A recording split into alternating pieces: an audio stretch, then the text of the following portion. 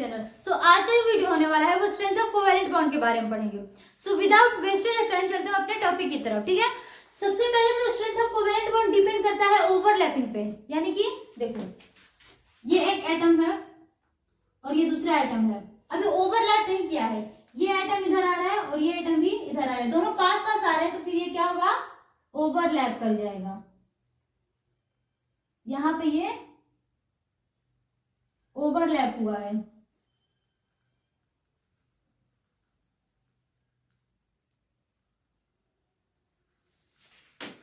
तो जो हमारा स्ट्रेंथ ऑफ कोवैलेंट बॉन्ड होता है वो डिपेंड करता है किस पे, ओवरलैपिंग पे।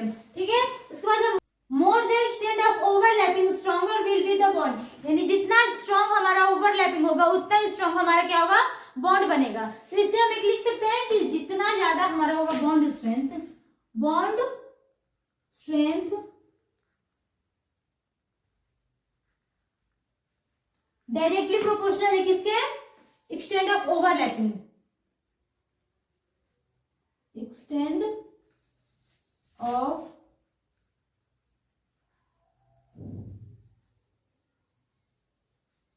ओवरलैपिंग।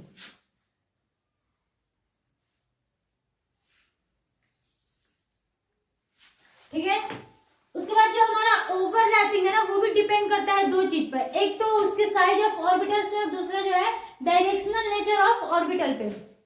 ना एक्सटेंट ऑफ ओवरलैपिंग डिपेंड करता है दो चीज पे, पहला तो साइज ऑफ ऑर्बिटल पे, तो साइज जो होता है वो इनवर्सली प्रोपोर्शनल होता है एक्सटेंट ऑफ ओवरलैपिंग, यानी कि जितना ज्यादा हमारा साइज बढ़ेगा उतना कम हमारा ओवरलैपिंग होगा, और जितना कम हमारा साइज होगा उतना ज्यादा हमारा क्या होगा, ओवरलैपिंग होगा। देखो इससे पहले हम पढ़े ना कि बॉन्ड स्ट्रेंथ होता है, जो बॉन्ड स्ट्रेंथ वो डायरेक्टली प्रोपोर्शनल होता है कि extend of overlapping, extend of overlapping पे, यानी जितना ज्यादा हमारा बॉन्ड का स्ट्रेंथ होगा उतना ज्यादा क्या होगा, हमारा ओवरलैपिंग होगा। इसका मतलब एक्सटेंड ऑफ ओवरलैपिंग की जगह पे हम बॉन्ड ऑफ स्ट्रेंथ लिख सकते हैं, बॉन्ड इसको स्ट्रेंथ लिख सकते हैं। ठीक है, तो हमारा जितना ज्यादा साइज बढ़ेगा उतना ज्यादा हमारा बॉन्ड ऑफ स्ट्रेंथ जो होगा वो कम होगा, और जितना ज्यादा ये कम होगा तो ये क्या होगा, हमारा बढ़ेगा। तो ये है हमारा इनवर्सली प्रोपोर्शनल, इसको माइंड में फिक्स कर लो। ठीक है, तो यानी कि जितना छोटा हमारा बॉन्ड लेंथ होगा उतना बड़ा हमारा, उतना ज्यादा क्या होगा, बॉन्ड स्ट्रेंथ होगा। तो एक देखते हैं,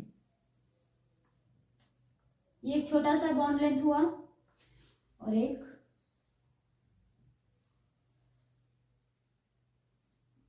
बड़ा सा बॉन्ड लेंथ हुआ। इसका बॉन्ड लेंथ छोटा है, इसका मतलब अगर इसका साइज छोटा है तो इसका बॉन्ड स्ट्रेंथ क्या होगा, ज्यादा हो जाएगा, और इसका साइज जो बड़ा है तो इसका बॉन्ड लेंथ क्या हो जाएगा, छोटा हो जाएगा। यानी कोई भी चीज अगर छोटा होता है तो उसको तोड़ना बहुत मुश्किल होता है, यानी कि उसकी स्ट्रेंथ बहुत ज्यादा होती है, और कोई भी चीज बड़े, जैसे कोई लकड़ी हुआ वो बड़ा है तो उसको तोड़ने में बहुत इजी से तोड़ लेते हैं, लेकिन अगर वही बहुत छोटी सी लकड़ी हुई तो उसको तोड़ने में बहुत मुश्किल लगती है, यानी कि उसका स्ट्रेंथ ज्यादा होता है। ठीक है, आगे कुछ एग्जांपल है, 1s बड़ा है 2s 2 से, और 2s बड़ा है 3s 3 से, यानी कि जैसे जैसे इसका लेंथ बढ़ते जा रहा है वैसे वैसे इसका बॉन्ड स्ट्रेंथ कम होते जा रहा है। सेम ऐसे इसमें भी 2s 2p ज्यादा बड़ा है 2s 3p से, और 2s 3p ज्यादा बड़ा है 2s 4p से, जैसे जैसे इसका क्या होता जा रहा है, लेंथ बढ़ते जा रहा है। देखो इसका लेंथ बढ़ते जा रहा है ना, साइज बढ़ते जा रहा है, तो इधर भी सेम हो जाएगा कि जैसे जैसे साइज बढ़ते जा रहा है, साइज बढ़ते जा रहा है, बॉन्ड स्ट्रेंथ क्या हो रहा है, कम होते जा रहा है।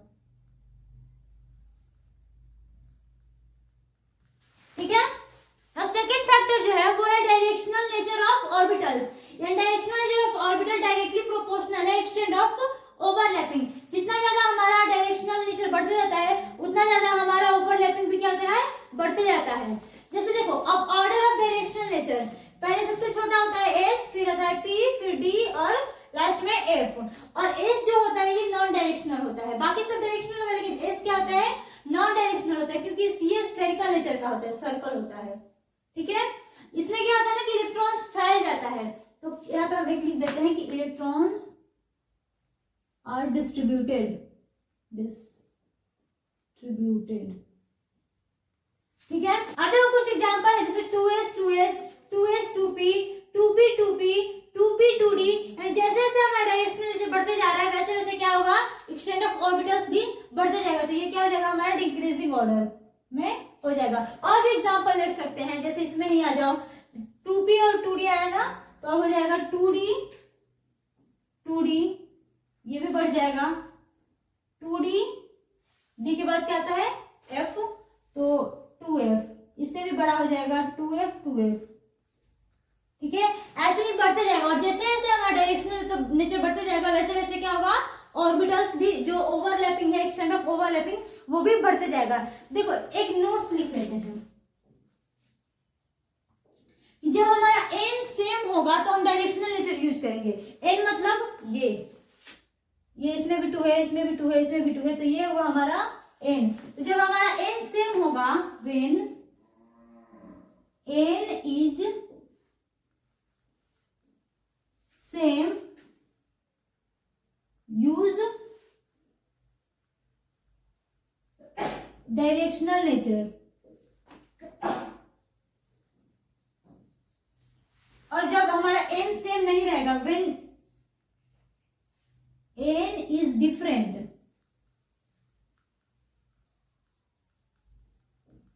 तो क्या करेंगे, यूज डायरेक्शनल नेचर। क्या था, साइज ऑफ ऑर्बिटल्स,